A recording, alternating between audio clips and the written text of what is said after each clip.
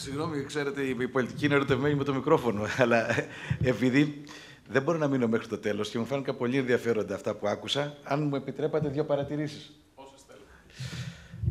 Μια γενική. Γιατί αυτονόητα πράγματα δεν μπορούμε 50 χρόνια να τα κάνουμε? Ας πούμε, η πρώτη έκθεση που επισημαίνει τις αμαρτίες της δημόσιας διοίκησης είναι από την 50, αυτή η περίφημη έκθεση Βαβαρέσου που θα έχετε ακούσει. Μετά ήρθε ένας ειδικός του ΟΣΑ που ήταν Γάλλος καθηγητής, ο Ζων Λαγκρό. Κατέθεσε δεκαετία του 60 μερικές προτάσεις που είναι περίπου αυτά που ακούω. Γιατί? Δεν μας έλειπε το επιστημονικό δυναμικό. Προφανώς εσείς είστε η πιο μορφωμένη γενιά που είχε ποτέ η Ελλάδα, αλλά είχαμε πάντοτε.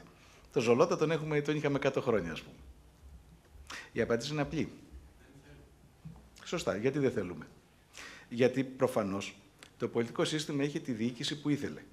Εάν θέλεις να έχεις ένα πολιτικό σύστημα που σου επιτρέπει να κάνεις απευθείας αναθέσεις, ή αν όχι απευθείας αναθέσεις, να φωτογραφίζεις μέσω της διακήρυξης για τα μεγάλα έργα αυτόν στον οποίο θέλεις να δώσεις τη σύμβαση, δεν θέλεις μια βεμπεριανή δημόσια διοίκηση.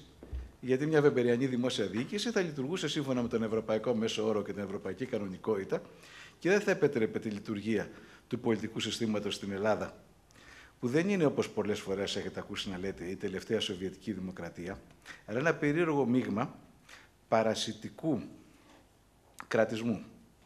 Δηλαδή, ο βασικός τρόπος στην Ελλάδα για να βγάλεις χρήματα δεν είναι να έχεις μια επιχειρηματική ιδέα καλή και να τη βάλεις να δουλέψεις στην αγορά. Αυτό είναι μια παλιά αμαρτία της αστικής τάξης στη χώρα μας, που πάντα το δυναμικότερο κομμάτι της ήταν έξω από τα σύνορα. Όταν είχαμε την επανάσταση στις παροικίες, τώρα το εφοπλιστικό κεφάλαιο. Αυτό δεν είναι το πιο δυναμικό κομμάτι? Δεν λέω δεν υπάρχουν υγιείς επιχειρήσεις, δεν λέω δεν υπάρχουν εξαγωγικές επιχειρήσεις, αλλά όταν σας έρχεται στο μυαλό σας ο μέος Έλληνας πλούσιος, δεν ήταν συνήθως κάποιος που είναι πλούσιος αντλώντας κάποιο είδους πολιτικό μέρισμα από την ειδική σχέση που είχε με την πολιτική εξουσία? Εντάξει, εμένα έτσι έρχεται. Είναι θέμα εκτίμησης της. Ναι, σύμφωνη. Είναι πώς τα διαβάζουμε. Η δική μου εκτίμηση λοιπόν είναι ότι το κράτος επεκτάθηκε και κατέλαβε όλους αυτούς τους χώρους που τους έχει καταλάβει με τον γνωστό πελατειακό τρόπο και προς τα πάνω και προς τα κάτω, ακριβώς εξαιτίας της αδυναμίας της εθνικής αστικής τάξης να έχει αυτό το προτεσταντικό πνεύμα ηθικής, αυτή την ανάγκη να δημιουργήσει και να επενδύσει.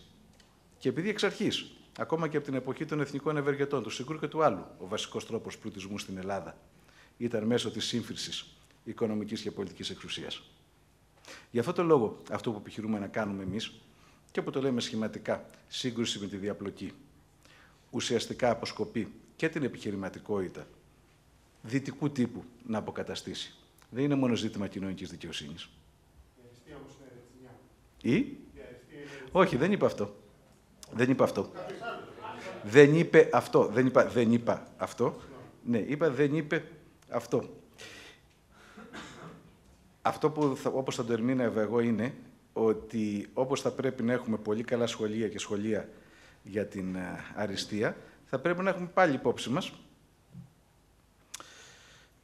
ότι πολλές φορές η αριστεία είναι αποτέλεσμα και κοινωνικών επιλογών. Έχετε διαβάσει το Freakonomics. Έχετε δει λοιπόν εκεί γιατί πιστεύουν οι άνθρωποι ότι τα μωρά που ακούν Μότσαρτ έχουν καλύτερες επιδόσεις στο σχολείο. Δεν είναι επειδή ακούν Μότσαρτ, επειδή οι γονείς που βάζουν τα μωρά τους να ακούν Μότσαρτ είναι από μεσαία στρώματα και πάνω, που έχουν βιβλιοθήκες στα σπίτια τους, που έχουν ανώτερο εισόδημα και έτσι βάζουν τα παιδιά τους να ακούν Μότσαρτ, αλλά ο λόγος τα παιδιά τους πάνε καλύτερα στο πανεπιστήμιο είναι προφανώς επειδή ζουν σε ένα περιβάλλον ανώτερο από τη συνεργατική τάξη. Και ο λόγος για τον οποίο τα παιδιά των μαύρων πάνε καλή χειρότερα, και θα ήταν ακόμα χειρότερα αν δεν είχα την affirmative action στην Αμερική, είναι ακριβώς γιατί τα μισά από αυτά ήταν γεννημένα από ανήπαντες μητέρες και έφηβες μητέρες. Να προσέχουμε επομένως στους σχετισμούς. Ξέρετε το κλασικό σχετισμό που πίστευαν ότι η περιτομή εμποδίζει τη σύφυλη. Για τον απλό λόγο ότι οι Εβραίοι που κάνουν περιτομή συνήθως δεν είχαν τα τσιμπουρδίσματα που είχαν οι άλλοι. Αυτό είναι ένα κλασικός τρόπος κακής correlation στις κοινωνικές επιστήμες. Αυτή είναι η πρώτη γενική παρατήρηση. Να έχετε υπόψη σας ότι ορισμένα στερεότυπα που επικρατούν και στο δικό μας χώρο των επιστημόνων, αυτά τα περί σοβιετικής δημοκρατίας, κατά τη γνώμη μου, μπορεί να τα διαβάζουμε αντίστροφα. Όχι πως τα φαινόμενα κρατισμού, τα φαινόμενα πελατειακών σχέσεων και τα φαινόμενα μικροδιαφθοράς στη βάση και μεγάλης διαφθοράς δεν υπάρχουν, αλλά να ψάχνουμε